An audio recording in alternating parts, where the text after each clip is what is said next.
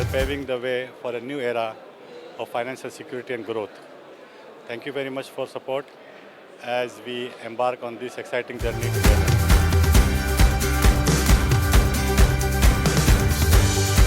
Let's give them a big round of applause. Our last panel discussion for the day. So, Mr. Farouk, this is where we're going to begin the question with. What we saw in London as well was there is everyone, just like over here, the problem was that the people were holding their assets in their private wallets because they didn't have enough trust on institutions to hold them. And when we are talking about tokenization of assets, which makes things a lot more commercial, it's obviously not possible to do that, especially with real-world assets. I think this is going to be a very, very interesting journey. So I wanted to begin that question with you, because you are in the industry where you are looking at gems, precious gems, okay? Yes. So how are you dealing? The first question among many, which I believe truly is the reason that why real-world assets or tokenization assets haven't taken the big scale that we should have seen because of a trust. How are you dealing trust in relation to tokenization of assets in terms of regulators? Thank you, Nim. Was the interesting question to everybody. Everyone among those people who are having the digital assets right now, or a few years ago, they are thinking that this is asset. In their mind, in their head, this is the asset. Either it is digital, but it is a great asset. But how they can trust now to third parties when they have seen so many things happen there, whatever is going in the market, and what happened in the last 6-7 years. This is actually the kill here. This is the point here that there must be that digital asset, and that must be credible. Credible with some sort of physical asset there. So some sort of tokenization value of from any physical asset. And that asset too, then where they can capture that also. Either it is digital in the wallet, in the private wallet, but there must be then the exchange, there must be then the wallet, that must be also the secured, just like the digital asset, just like the coin, just like the token it is, backed by the asset, there must be exchange also which will be like that. And that should be also either decentralized or centralized. But centralized must be, we can say, regulated and reliable for that thing to get this. And this is the thing right now we are, because we are in the gemstone industry, and we start the tokenization from the movable assets. Gemstone is the movable assets. How it can be then non-movable asset, just like real estate, just like these things, there, this trust will be the bigger and bigger when they will see that this digital asset is equal to by this physical asset, and I can carry it anywhere in the world. That is the thing we are going to put in the market. This is, I think, should be the best thing for that. You know, especially with the geopolitics in play, BRICS with coming up with their own currency, I think the space where you sit in is a very, very important space. Because let's say that recently Putin said that they wanted to trade directly with China by using their own currency. If you are trading with another currency, with another country with your own currency, your currency needs to be backed by something valuable. What is valuable? Valuable is your soft grains. No matter what happens, you would need them. So your currency would be backed by that. Precious metals, and of course, soft gems in relation to that's very important. Max, I wanted to pose the same question. And I wanted you to explain a little bit more from the custody issues. If we are talking about the tokenization of assets, how the custody issues will be resolved, especially with respect to hot wallet, non-hot wallets, and of course the liquidity, because that is the prime important point over here, which Parnay, exactly, you'll be able to give a little bit more information as well. Because I'm general manager of xt.com exchange in MENA region and CIS countries, so of course I'm in this team. Of course, I will be talk about come to us to centralized exchange. That's normal. You know, concerning real-world assets tokens, we have listed maybe 15 or 20 projects which backed by real-world assets. And of course, each project has their own KYC ML system, and our exchange, we follow these rules which company bring us, you know. Also, we started, as I told it yesterday in my keynote speech, we started program with packing intellectual property and cut it for pieces and make tokens backed by intellectual property. Here we solve problem of regulatory, because tokens with such nature recognized by Security Exchange Commission not like a token, but like a tool for registration of intellectual property. It's absolutely amazing. So people do not understand how it's possible, but it's possible. And every time people ask me why a token which with real-world assets interesting for clients, because people like pump and bump, you know, so like meme token. We have, by the way, we list a huge amount of meme token, but the meme token is a game. So real-world assets, digital assets, it's like for more serious people. Look, we focused on private investors, which not go to standard stock exchange and buy through brokers. We just invest our money to real-world assets, and they see, you know, so we have special table where we put capitalization of tokens, and you know, it's very important. And also, we do not expect that such token will be pumping down very much. Sometimes pump and dump, of course, back and forth, it's normal, but not to the zero, because it's something in behind. It's very important. We like to take real-world assets tokens. And about questions, private wallets, we also have special decentralized wallets in our exchange. Some people like... Will people continue to trust you as a wallet provider from an exchange? No, very simple, very simple. Our owner, our exchange never take money from market. So we were created for money from just only one person, which is our owner. And we have a big special fund for, to cover losses. And by the way, from our beginning, we have zero accident with the hackers, zero. Okay. Panay, what's your thought on that? So let's just get back to the basic question here, which is why aren't RWAs as popular or as trusted as they should be? So when it comes to real-world assets, it sounds great to us in theory that there's something extremely illiquid. Let's take real estate as one of the biggest first initial examples, be it art, owning like the Mona Lisa or the next big painting, which could cost millions of dollars. But you can divide it into fractional tiny units, and then you can create an entire liquid market around it. So the concept sounds amazing. We can own something which most retail traders could never have understood really, or never could have afforded to buy really. So why isn't there a rampant market for the same? I think the answer is fairly simple, but yet slightly convoluted, because the fact that RWAs are not spoken about enough. Not enough people outside of maybe this room or people invested in crypto know enough about RWAs. But there are slight pockets of space where they're really taking off.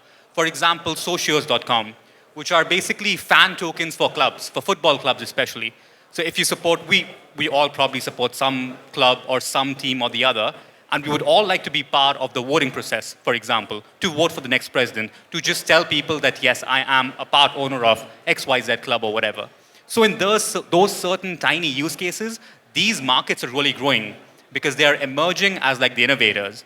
But when it comes to real estate or when it comes to something like a luxury item, for the average person to do the proper provenance and understand that this is exactly where it is and this is exactly what they are claiming it to be, just turns out to be too murky for most individuals. So they would rather take the Web 2 space and opt for, okay, fine, there are a few Web 2 companies trying to do something similar, where multiple people collect a pool of money and then they purchase one painting. So those are gaining slightly more popularity, but as soon as people come to know more about RWAs, more about blockchain, more about what provenance actually means and stands for, I think that's when you'll see the entire boom come in. Okay. Honai, that's an excellent explanation. Why? We've seen the survey over here. People do not trust the digital assets in other wallets. Why would they trust that with your wallet? I mean, honestly, like my digital assets, some of them are in my own wallet, and some of them are on a hot wallet. So Yasin, from your perspective as well, from the education perspective that you guys are pretty much trying to do. Especially when someone is new to the service, to this kind of services, and there's a lot of effort to be done in terms of educational topics and to make people understand the risks and the options that they have in terms of technology, of services, of providers that are available on the market. And we were talking about credibility earlier. It's something that the service providers have to work on in terms of compliance, in terms of regulation, in terms of making sure that they don't have critical issues in services for their clients. For us as a PR agency, it's something that we can work on when we know that the clients, for example, they have done their work on their part.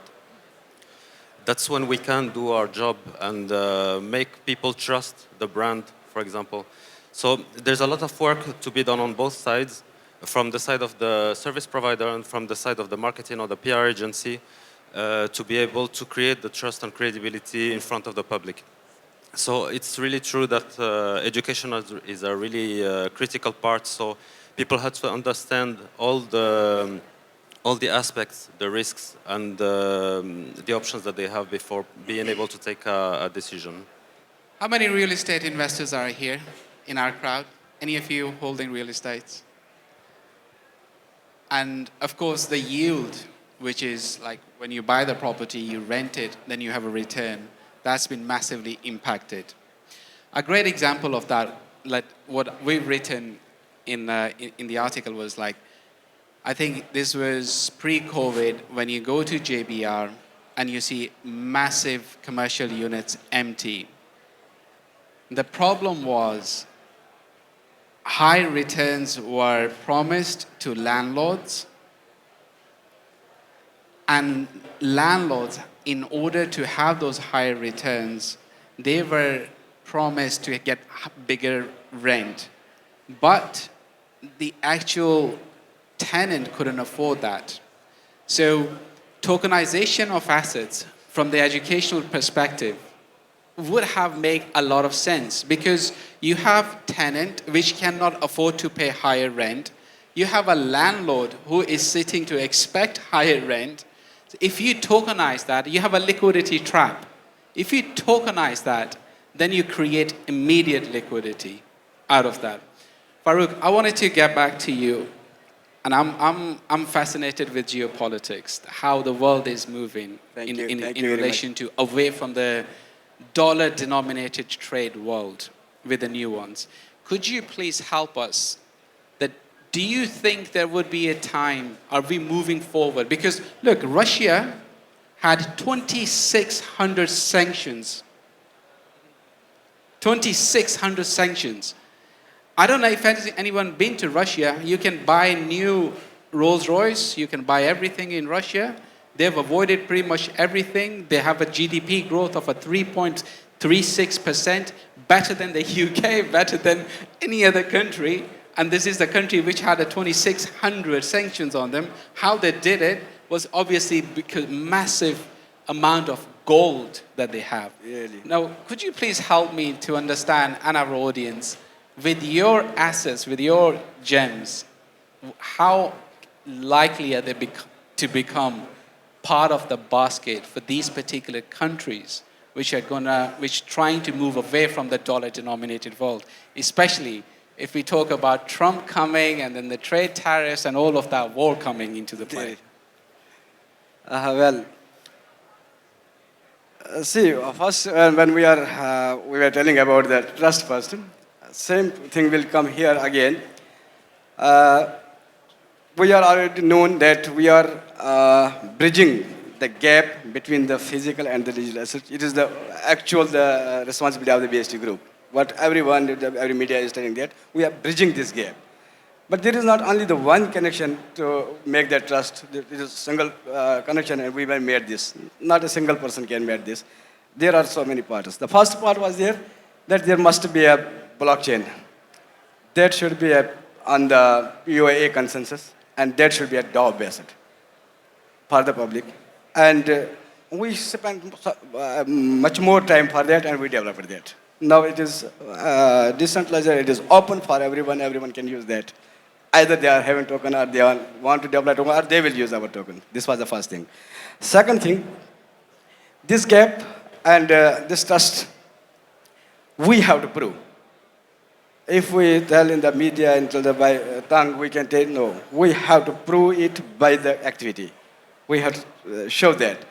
For that, we didn't, from last 5 years, we are developing this project. We are developing these all things, but we didn't launch it because of this thing. When we launch it, if you are having one token, your mind, your heart, it should tell you this is 1 carat of our asset in your hand.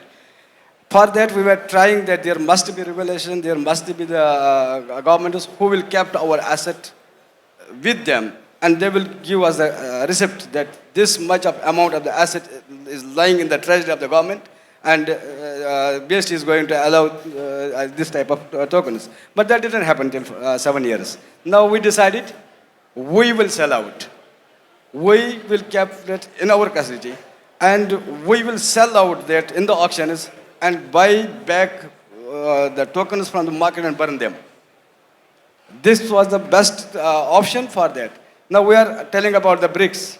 Yes, we have here the BRICS ambassador from South Africa, one of the country involved in the BRICS. Professor Halima is here.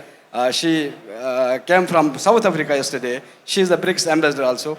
But she is inviting us to the South Africa only to, we will try our best that this must be included in the BRICS.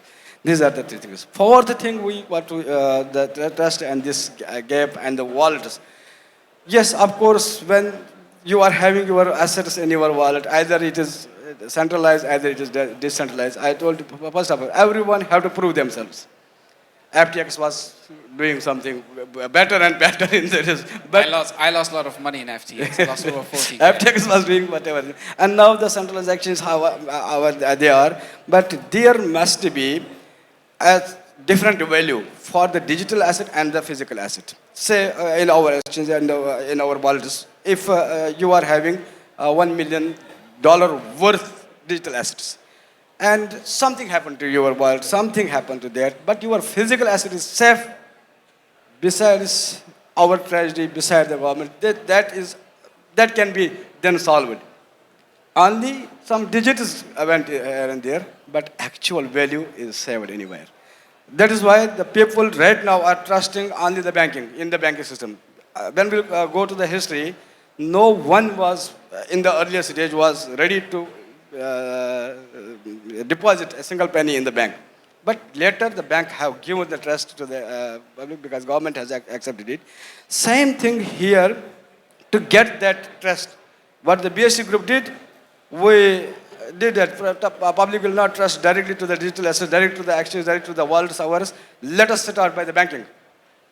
That's why we are not launching till now. So from tomorrow after our launch, we will give directly option to the everybody that open the account in the bank. There is Bello Baba Bank who was working for this banking for last 3-4 years, and there was the BST group who were making these things, and we have collaborated here. Yesterday in the KCB note it was here. From tomorrow, anyone willing to have the bank account with the both things, they can deposit crypto, they can deposit fiat. They can withdraw, it is their choice. They can send the crypto and they can withdraw by the card as the crypto as a fiat. This is regulated from US, this is regulated from UK, this is regulated from Panama, this is regulated from UAE also. But well, unfortunately, Russia cannot because Russia is they are not allowed because of the sanctions. They can't open there. Even Iran, who are the sanctioned countries, we can't do something for them. I think, look, if you're talking about currency, currency needs to be valued by something.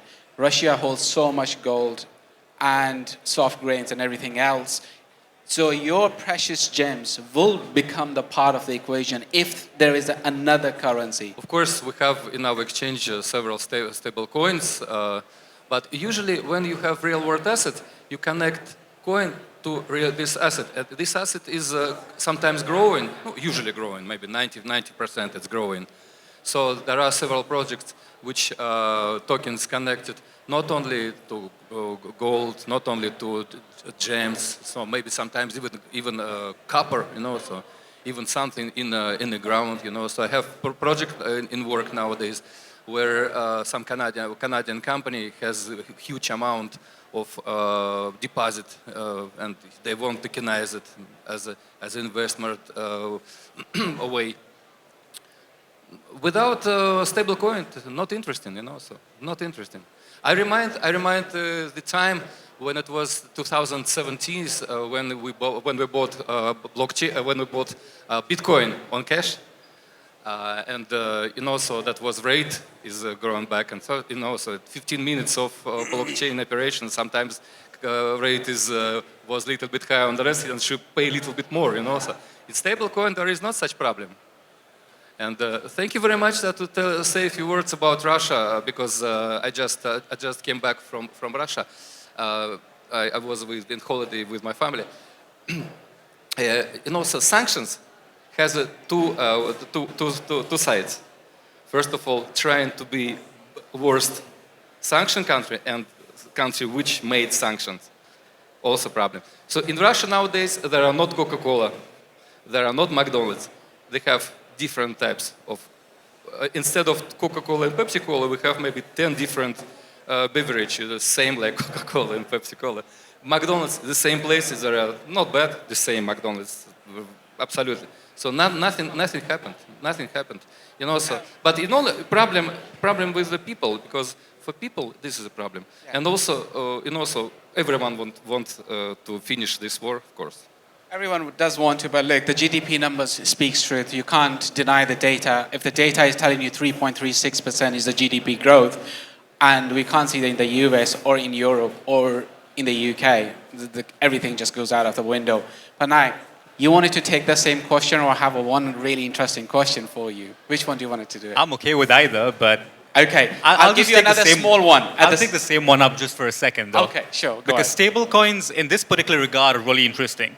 Because stable coins can be either fiat-backed, but they can be collateral-backed, or they can be just algorithmic contracts, which are backed by just smart contracts. So the second aspect of this, when you can buy an RWA, which is backed by something physical in the world, with a token, which is already backed by some other cryptocurrency, is just something to imagine, I guess, that you're buying something which is backed by something else with something which is backed by a cryptocurrency. So this entire complication does make stablecoins extremely interesting. And we're seeing this sort of phenomenon happening in various parts of the world. You mentioned a few countries in conflict, but even in those countries which face high inflation, let's just take Turkey as a random example. They face severely high inflation. But what do the people end up doing? Earlier, it used to be the same thing. Just buy the dollar, hold the dollar, and just pray that the dollar will continue to be as stable as possible.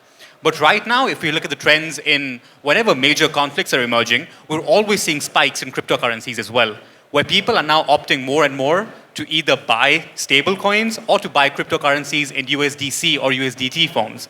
Mainly because there's the other factor which you don't really have to store any of them in one place. You can just have them on the blockchain, and it's far easier to transact cross-boundary too. Our time is up. I wanted to leave you guys with one thought. When we take mortgage, the bank will take two things. Number one is your asset as a first charge on your asset. And secondly, you need a deposit. Okay? Over here, as an expat, you 60-40. In the UK, 80-20, right? Or 80-10, whatever the ratio is. Remember the mortgage-backed security chaos back in 2007? Now, I'm not saying that another chaos like that is going to happen, but it could happen with synthetic financial products. What do I mean by that? We have a real-world asset as a one basket, and that could be anything.